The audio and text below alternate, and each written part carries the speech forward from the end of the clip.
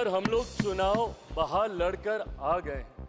मैं तमाम साथियों से यही आग्रह करूंगा कि जहां चुनाव लड़ना था हम लोग लड़ चुके हैं। अब हम सबकी जिम्मेदारी है कि अपने अपने क्षेत्र के मुद्दों को हम लोग यहाँ पर। मैं सिर्फ एक ही लाइन में कहूंगा, मैं स्वतंत्र आवाज हूं इस देश के करोड़ों विचार के उस संरक्षण वाले हर समाज वर्ग और समूह व्यवस्था का। मैं इस देश का निर्भीक, स्वतंत्र और बिना भय में जीने वाला व्यक्ति हूं। आपके द्वारा जो फैसले पिछले 5 सालों में लिए गए उसने संविधान की मर्यादा को बढ़ाने का काम किया और लोकतंत्र को और मजबूती देने का काम किया। एक उंगली आप किसी की तरफ उठाते हैं तो बाकी उंगलियां आपकी तरफ उठती हैं।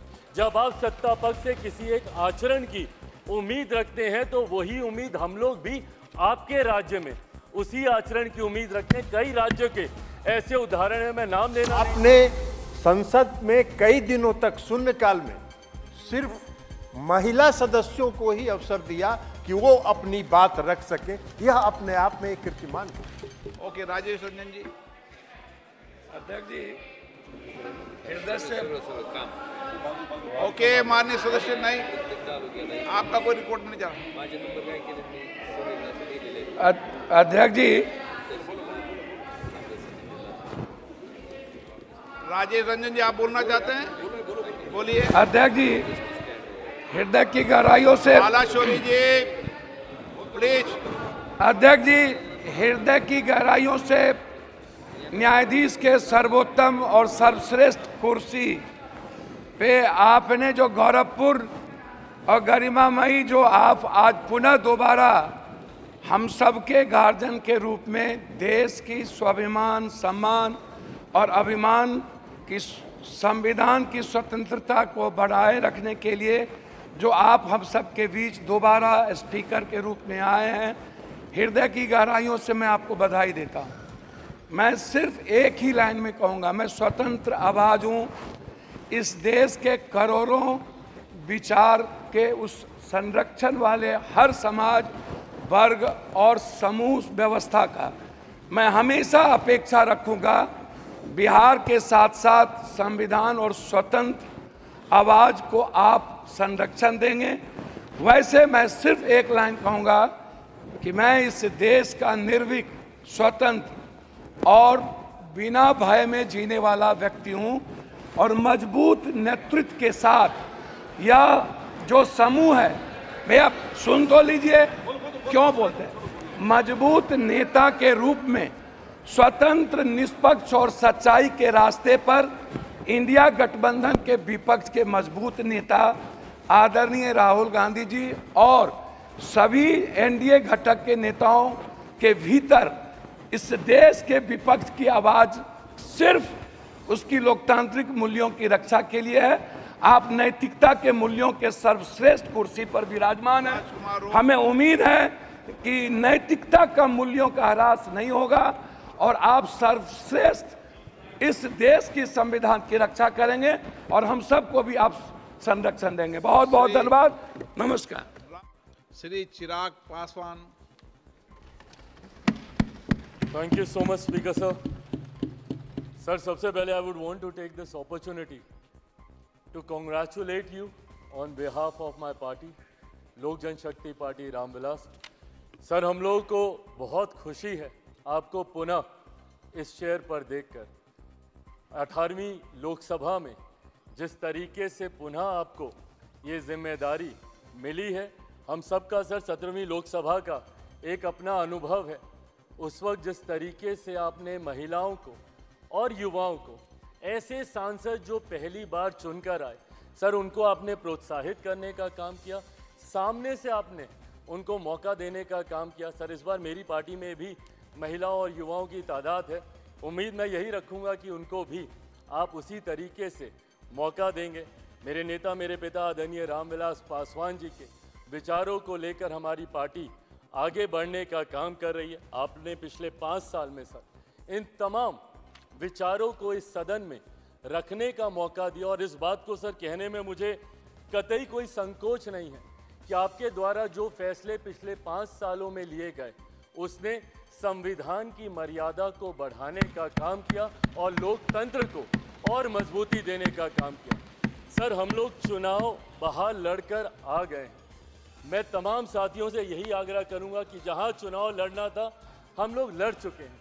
अब हम सबकी जिम्मेदारी है कि अपने अपने क्षेत्र के मुद्दों को हम लोग यहाँ पर रखें और अपने देश को आगे लेकर जाने की जिम्मेदारी के साथ हम लोग यहाँ पर कार्य करने का प्रयास करें। सर, आज सिर्फ आपको बधाई देने के उद्देश्य से हम लोग खड़े हुए हैं, पर हाँ, कई बार जब विपक्ष के द्वारा कई बातें कही जाती हैं, मैं इतना भी मैं ज़रूर आग्रह करूंगा कि जब एक उंगली आप किसी की तरफ उठाते हैं तो बाकी उंगलियां आपकी तरफ उठती हैं।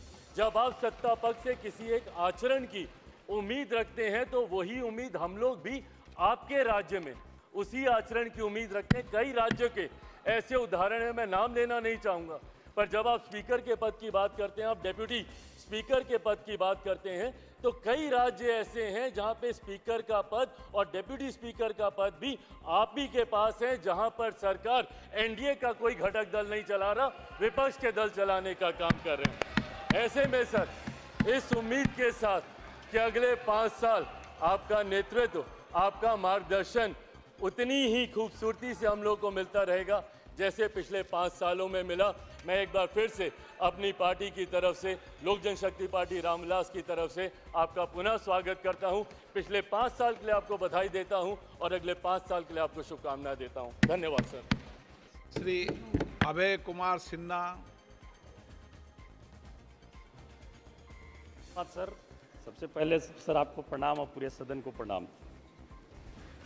18वीं लोकसभा के अध्यक्ष के रूप में चुने जाने पर मैं अपनी तरफ से और अपनी पार्टी राष्ट्रीय जनता दल की तरफ से दिल की गहराइयों से आपको धन्यवाद और बधाई देता हूं सर।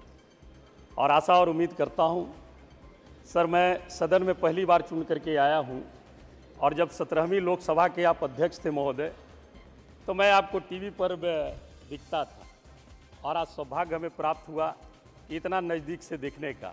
मुझे आशा और उम्मीद है आपसे कि आप नए सदस्यों को आपका संरक्षण निश्चित तौर से प्राप्त होता रहेगा। मैं पुनः आपको हार्दिक बधाई देते हुए बहुत बहुत धन्यवाद।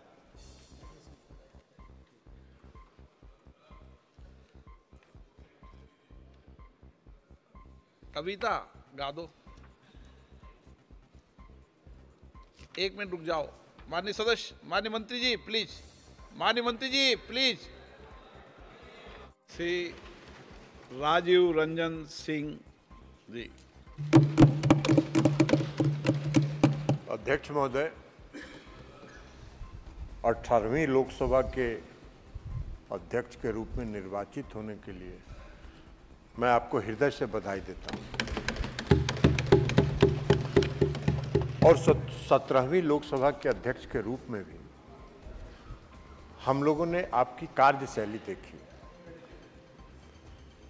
आपने 17वीं लोकसभा में जो संसदीय परंपरा और लोकतंत्र का एक नया कीर्तिमान स्थापित किया था संसद में, आपने उच्च लोकतांत्रिक परंपराओं को स्थापित किया था 17वीं लोकसभा के दौरान। नए सदस्य जो चुन के आए थे, जो पहली बार संसद के सदस्य बने थे, उनको आपने अवसर दिया, मध्यरात्रि तक भी सदन चला के आपने उनको अवसर दिया और उनमें कौशल विकसित किया ताकि वो संसद के कार्यवाही में एक कुशल सांसद के रूप में भाग ले सके। यह कीर्तिमान आपने स्थापित किया। आपने संसद में कई दिनों तक शून्यकाल में सिर्फ महिला सदस्यों को ही अवसर दिया कि वो अपनी बात रख सके।